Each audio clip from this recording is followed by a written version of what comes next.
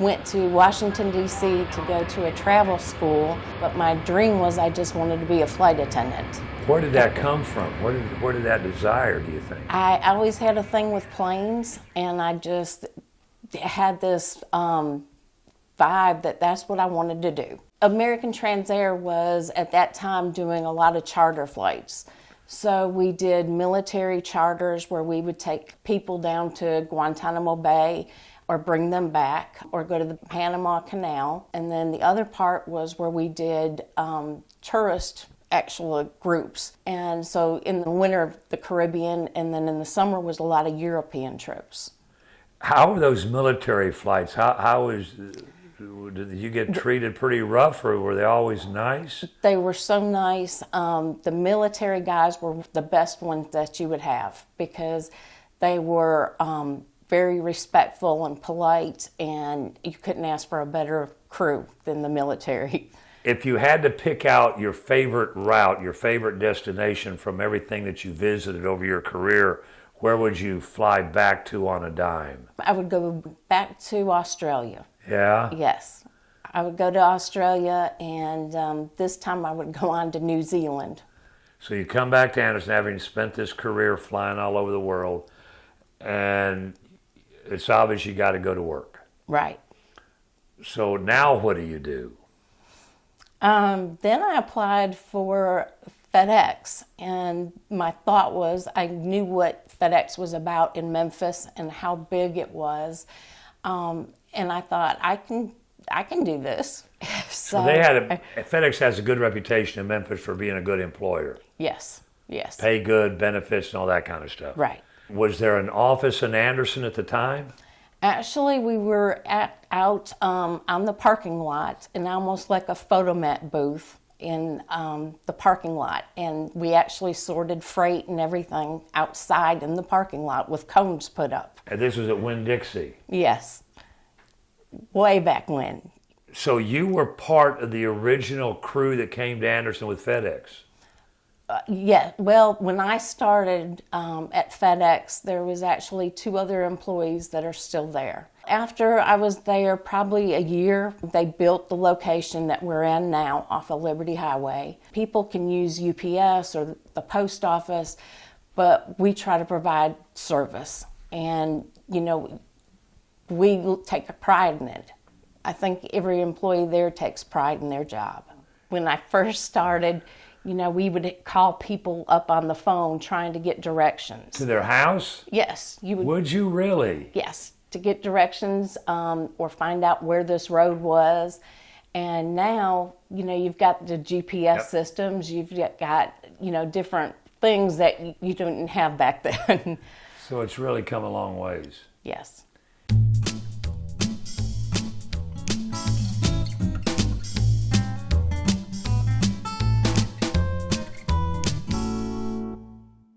When you returned back to Anderson, another event happened in your life. Yes, I remarried my husband, and I think God put us together. And he came from a cattle background, and we've always wanted to live in the country and have animals, but we didn't have enough property to raise cattle. And I wanted a few goats just to have as pets. So I ended up getting 3 goats, and it turned into what we have now, which is about 100 and some goats. How did you decide what breed of goat that you wanted to become involved with? And did you just like goats because they were cute and jump around and that kind of stuff? Yes, I love the goats, and you see the videos of them jumping around and twirling, and that just kind of fascinated me. But we went and we started out with some Nubians and pygmy goats, and pretty soon realized, no, that wasn't for us, and went into Boers. And from the Boers, it seemed like they were getting sick and they just were not staying healthy. And somebody told us to try Kikos. So I started reaching out to different people and finding out about the Kiko breed. The original Kikos come from New Zealand. And so that's how we got into the Kikos. And we bought our first 3 Kikos, And after having them around, we realized if we're going to do this, this is what we need to do and go fully into the Kikos. The Kikos are a hardy goat. They're on the meat line, but they're hardy. They are excellent mothers. A lot of the Boers, they have parasite problems. The Kikos don't have that. We run 2 different lines. We have a breeding line, and then we also have a meat line. And COVID has messed that up. Yes. How? Because we're USDA, and we have to use a USDA processor.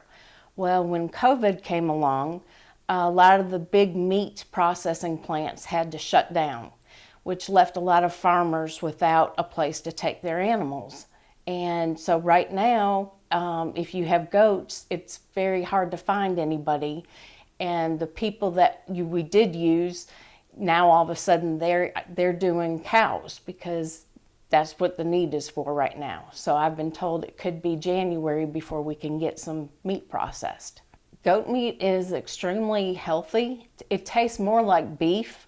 It has less fat than chicken. It's got more protein than chicken and more nutritious. So a lot of people don't know this, but a lot of the ethnic groups have known this for a long time. People that have now started researching this, or people that are trying to take care of themselves and eat healthy, are going to goat meat. They can come to the farm and pick up what we already have processed, and if anybody wants it out of state, I can ship it through FedEx. And what if somebody from out of state wants to buy one of your goats live? What happens then? That's fine. If they want to come to South Carolina, and they can pick it up, and we do that. We have met people on the road too to deliver goats. Well, tell me about your grandkids. Oh, I love talking about my grandkids. Sarah is 11. And my daughter, 3 years ago, she was very excited to be pregnant again. And this time when they asked if she would like to do any genetic testing, she said, yeah, let's go ahead and do that. What is that? Well, they just go ahead and test to make sure that there's nothing wrong with the baby or if the baby has Down syndrome. Oh, okay. Her thinking on this was, well, yes, I'll go ahead and have it done. And she called me the night before and told me that she was worried about it. And before she even had taken the test, she was yes, worried. Correct. Well, when she took the test, she was worried about it. And I told her, I said, it'll not be a problem. I said, you have nothing to worry about. You're not, a middle-aged woman having a child, so there's nothing to worry about. So when she found out the test results, she called me at work and she said, Mom, she says, my baby has Down syndrome. And I kept telling her, no, maybe there's a mistake. This can't be right. And she says, no, Mom, it's 100% right. And I don't know how I'm going to tell my husband. And I was doing everything I could and telling her that we're going to pray about this and telling her everything I could to try to calm her down. So it was a process, and everything that they said Teagan could have, including heart problems, lung problems, organ problems, he came through everything with no problem. And he's a healthy 3-year-old and just awesome to be around. The boy never cries. He has a smile on his face all the time. And right now we're going through 3-year-olds where he's ready to climb everything. Because of Teagan, we got books out of the library. We researched. We, wanted to find out as much as we could. While she was pregnant and then even afterwards. We did a couple of the buddy walks in Anderson. Which is a fundraiser, right? It is a fundraiser, yes. And it makes it, an awareness to the Down syndrome, which being the extra chromosome. And so I had seen on one of the Down syndrome websites that in New York City, they have a big marquee on Times Square, and they will put, your child's picture up on this marquee. So they have a contest to do this.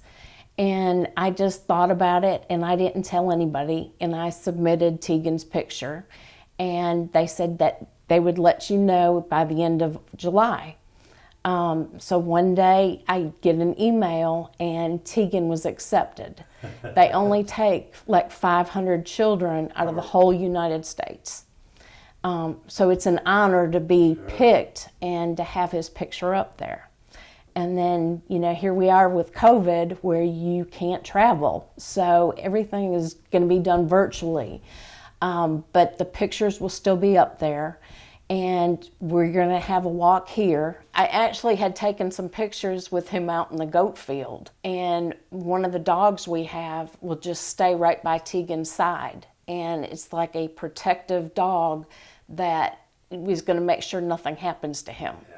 Well, tell me about the virtual buddy walk. When are we going to have it, and how can people become involved and help out? We take up donations. Money goes to helping the word of mouth out there and help. People don't know that with Down syndrome or any other condition, right now, with all this COVID, the children aren't being able to get their therapy like they normally would.